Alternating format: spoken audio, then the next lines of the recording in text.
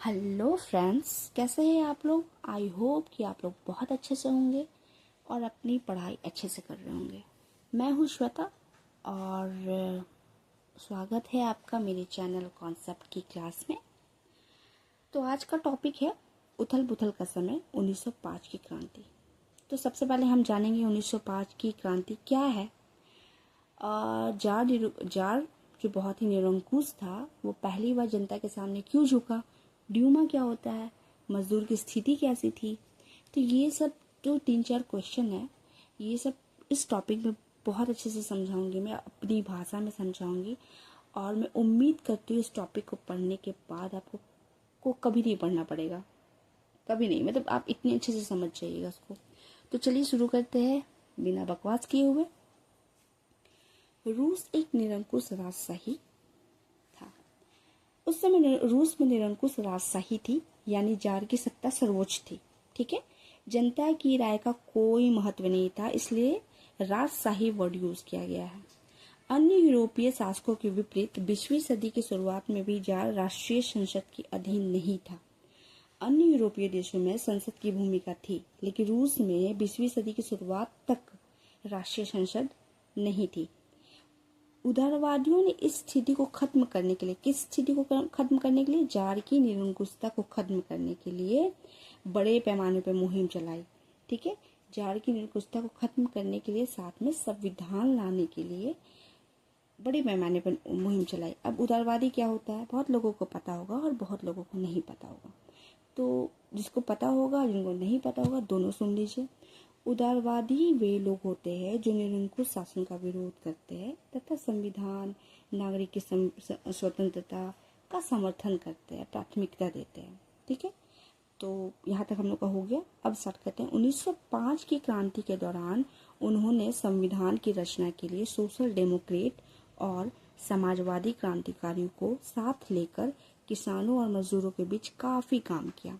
अब social Democrat और समाजवादी क्रांतिकारियां, हम लोग रूस में समाजवाद जब पढ़ रहे थे तो हम दोनों ये पार्टी के बारे में जाने थे, और इन दोनों पार्टी के सदस्यों को इसी नाम से जाना जाता था, एक सोशल डेमोक्रेट को, एक समाजवादी क्रांतिकारियों को। जो मतभेद के बारे में पढ़े थे कि विचार मतभेद हो रहे हैं, उस वही पार्टी सदस्यों का इसी नाम से बुलाया जाता था, उसके बारे में बताया जा रहा है। तो 1905 की क्रांति के समय उदारवादियों ने अकेले काम नहीं किया। उन्होंने सोशल डेमोक्रेट, समाजवादी क्रांतिकारी, किसानों और मजदूरों का साथ लिया और संविधान की मांग के लिए बड़े पैमाने पे मुहिम चलाई या आंदोलन किया। ठीक है,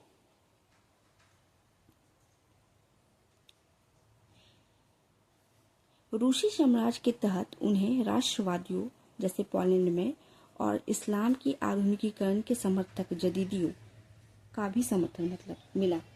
उन्हें रूसी साम्राज्य के अंदर रहने वाले कई राष्ट्रवादी समूह जैसे पोलैंड के राष्ट्रवादी और जदीदी नामक एक मुस्लिम थे, सुधारवादी आंदोलन का भी समर्थन मिला।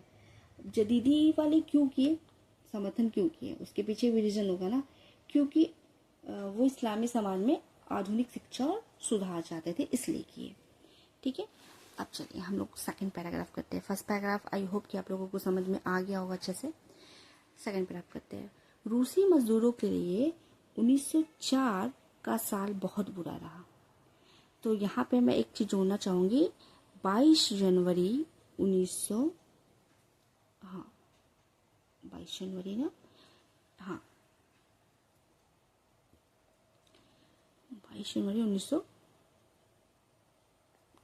ठीक है, रूसी मजदूरों के लिए 1904 का साल बहुत बुरा रहा। 1904 में रूस के मजदूरों की हालत बहुत खराब हो गई।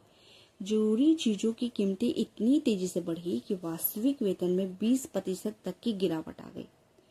मतलब वास्तविक वेतन पहले समझ जाएंगे कि क्या होता है। जैसे कि आपकी तनख्वाह चाहे जो भी रहे, लेकिन अगर महंगाई बढ़ जाए और उसी पैसे से सामान कम मिलता हो तो आपकी वास्तविक मजदूरी कम हो जाती है। तो वही बोल रहा है कि रोजमर्रा की चीजों की कीमतें बहुत तेजी से बढ़ गई, महंगाई बढ़ गई, लेकिन मजदूरों की तनख्वाह उतनी नहीं बढ़ी, इसलिए उनकी वास्तविक मजदूरी लगभग 20% तक घट गई। ठीक है, इसी समय मजदूर संगठनों की सदस्यता में भी तेजी से वृद्धि हुई। उस समय क्या हुआ कि मजदूर संगठनों में लोगों की सदस्यता तेजी से बढ़ने लगी, क्योंकि मजदूर अपने अधिकारों के लिए एकजुट होना चाहते थे। ठीक है। जब 1904 में ही गठित की गई असेंबली ऑफ रशियन वर्कर्स रूसी श्रमिक सभा के 4 सदस्यों को प्यूतिलो आयरन वर्क्स में उनकी नौकरी से हटा दिया गया, तो मजदूरों ने आंदोलन छेड़ने का ऐलान कर दिया। असेंबली ऑफ रशियन वर्क्स नाम के संगठन के 4 सदस्यों को पुतिलो आयरन वर्क्स से नौकरी से निकाल दिया गया। इसके विरोध में मजदूरों ने सामूहिक हड़ताल शुरू कर दी थी। कुछ ही दिनों में सेंट पीटर्सबर्ग में 1 लाख से अधिक मजदूर हड़ताल पर चले गए। ठीक है। उनकी मुख्य मांगे क्या थी? काम के घंटे घटा के 8 घंटे कर दिया जाए, वेतन बढ़ाया जाए, काम करने की कार्य स्थितियों को या परिस्थितियों को सुधार किया जाए। तो इसका पैराग्राफ यही था, यहाँ से लेके यहाँ तक। अब आप बोलोगे कि आप इतना बुक क्यों गंदा करती है? भाई, मैं बुक इसलिए गंदा करती नहीं हूँ, मैं लिखती हूँ ताकि मैं दोबारा पढूं तो मुझे समझ में आ जाए। वो मैं कॉपी में भी लिख सकती हूँ, लेकिन कॉपी में मैं कौन से कॉपी में लिखूंगी, ढूंढूंगी, मतलब नहीं होगा मुझसे। इसलिए मैं बुक में ही लिख लेती हूँ कि दोबारा मैं पढूं तो मुझे ये पॉइंट रहे, तो मुझे समझ में आ जाए। ठीक है, चलिए स्टार्ट करते हैं अब तीसरा पैराग्राफ। इसी दौरान जब पादरी गैपोन के नेतृत्व में मजदूरों का एक जुलूस विंटर पैलेस, जो जार का महल था, के सामने पहुंचा, तो पुलिस और कॉन्सेक्स ने मजदूरों पर हमला बोल दिया। अब इसका मतलब क्या होता है? कॉन्सेक्स मतलब जार की घुड़सवारी सेना।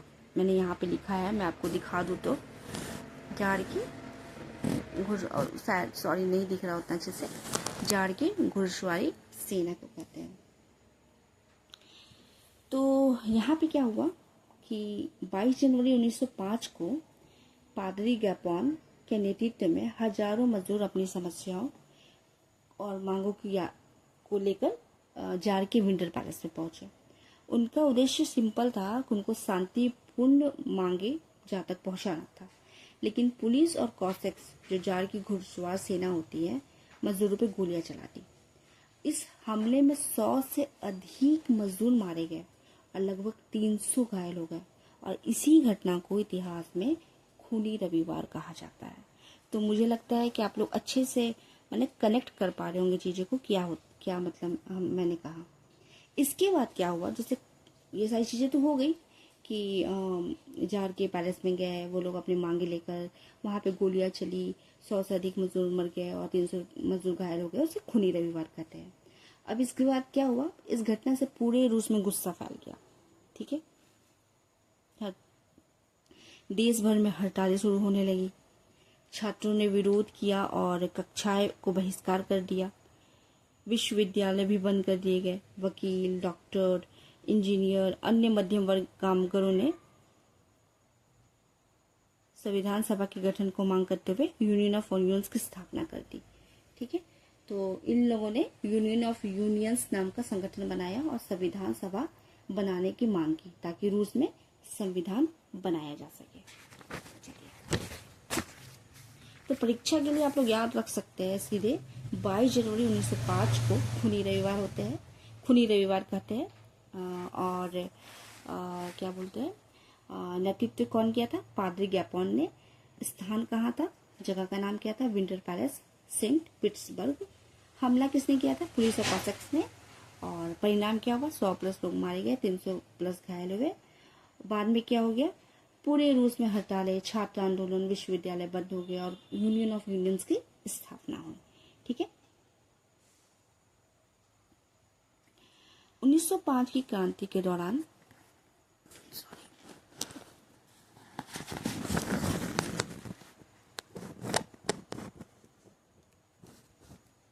1905 की क्रांति के दौरान जार ने एक निर्वाचित परामर्शदाता संसद या ड्यूमा के गठन पर अपनी सहमति दे दी। 1905 की क्रांति के दबाव में जार निकोलस ने क्या किया? जार निकोलस द्वितीय ने जनता के सामने झुकना पड़ा। उसने ड्यूमा नाम की एक निर्वाचित परामर्शदाता संसद बनाया। ठीक है, लेकिन जार वास्तव में अपनी शक्ति कम नहीं करना चाहता था। ठीक है, क्रांति के दौरान मजदूर ने कई श्रमिक यूनियन फैक्ट्रियाँ कमेटी बनाई जो मजदूरों के अधिकारों के लिए काम करती थी। ठीक है, ट्रेड यूनियन, फैक्ट्री कमेटियां भी अस्तित्व में रही। 1905 के बाद सरकार के इन संगठनों को गैर कानूनी घोषित कर दिया, इसलिए इन्हें गुप्त रूप से काम करना पड़ रहा था। ठीक है, जार ने राजनीतिक गतिविधियों पर कड़ी पाबंदी लगा दी। उन्होंने पहली ड्यूमा को 75 दिन में ही खत्म कर दिया और दूसरी ड्यूमा को 3 महीने में खत्म कर दिया। ठीक है, 3 महीने मतलब 103 दिन में खत्म किया था। एक्चुअली में ये अगर कोई डे पूछे तो 103 डे में खत्म किया था। यानी जार जनता के चुने हुए प्रतिनिधियों को काम ही नहीं करने देना चाहता था। इसके बाद क्या हुआ, जार ने मतदान के कानून बदल दिए। वो रूढ़िवाद और उदारवादी को लाया। रूढ़िवाद और अमीर वर्ग के लोगों को लाया। उदारवादी और क्रांतिकारी को नहीं लाया गया। उदारवादी को नहीं लाया गया। उन्हें बहुत कम ही चुना गया। उन्हें बाहर चुना जाए या बाहर कर दिया गया। अब हम इसमें बस इतना ही दिया हुआ है।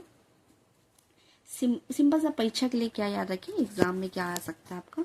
1905 की क्रांति के बाद ड्यूमा संसद बनाई गई। पहली ड्यूमा 75 दिनों में भंग कर दी गई। दूसरी ड्यूमा लगभग 3 महीने में भंग कर दी गई। और मजदूर लोग, कुछ फैक्ट्री कमेटी गैर कानूनी घोषित कर दी गई। फिर रूढ़िवादियों को फायदा पहुंचाया गया। जार ने जब चुनावी कानून बदला तो रूढ़िवादियों को फायदा पहुंचाया गया और उग्रवादी को बाहर कर दिया गया। तो सिंपल सा एक लाइन में ये है कि 1905 की क्रांति के बाद जार ने दिखावे के लिए ड्यूमा बनाई थी, लेकिन उसे बार बार भंग किया। राजनीतिक आजादी पर रोक लगाई और चुनावी कानून बदल के अपनी सत्ता बनाए रखी। सिंपल सा यही एक भाषा है। तो आई होप कि आप लोगों को समझ में आया होगा। सो प्लीज़ प्लीज़ प्लीज़ अगर अच्छी लगी होगी तो लाइक्स कीजिएगा, सब्सक्राइब कीजिएगा। Thank you so much.